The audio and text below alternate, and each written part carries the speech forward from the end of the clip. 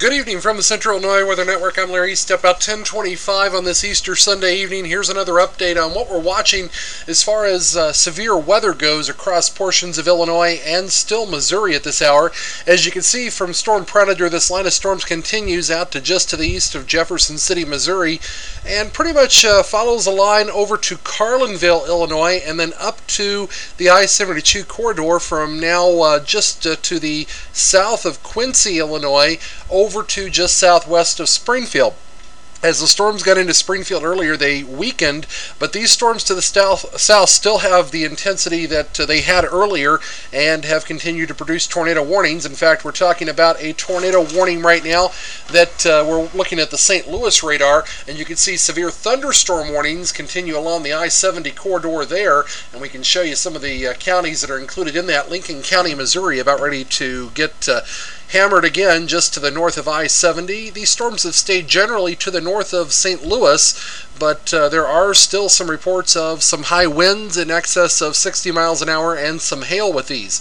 Now let's look at the storms closer to home where we have a tornado warning. This is the only tornado warning now that will be in effect as of 10:30 this evening in the Greenfield area. This would be eastern Greene County in southwest Illinois and west central Macoupin County until 10:45.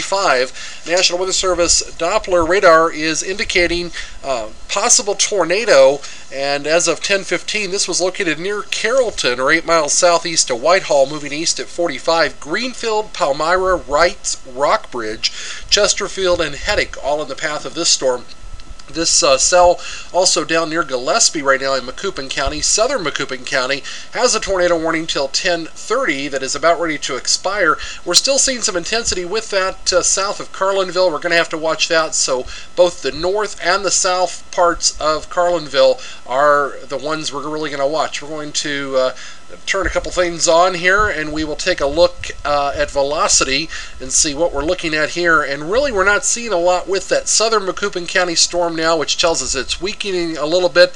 But if you look up here in this cell to the east of Carrollton, again, we are seeing some red and green pinks there, which would tell us there is rotation, and that would be again to the south of Greenfield right now, over extreme southeastern Greene County, moving into western Macoupin County. So again, west central Macoupin County and eastern Greene County until 10:45, a tornado warning in effect there. That is the only tornado warning, again, that will be in effect as of 10:30 this evening. Now, let's go out here just a bit, because I want to call your attention again to storms to the north that are gaining some intensity.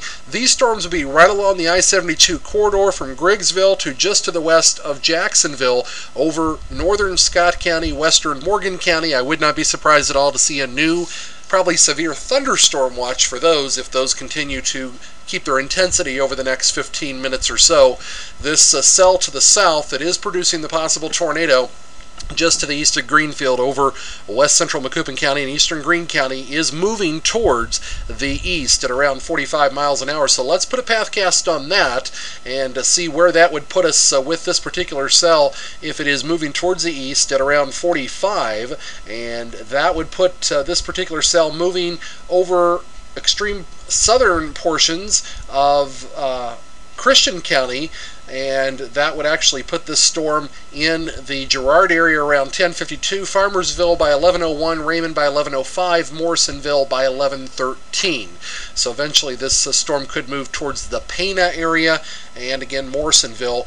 Also, this would probably track just to the south of Waverly, Auburn, and Pawnee along 104 there as it moves towards the east. That would be the area probably we'd see some high winds and hail. There are more storms to the west of that could continue to move across the same area over the next few hours, so some localized flooding is also possibly a concern over the next 2 to 3 hours. All this should be out of here by morning. A tornado watch remains in effect for areas to the northwest until 11 p.m., a severe thunderstorm watch until 2 a.m. for areas west of I-55 in Illinois and over through the St. Louis area back to Jefferson City. Again, another view from Storm Predator shows you this line as it continues to march towards the east at around 45 to 50 miles an hour. I'm Larry Eastep in the Central Illinois Weather Network.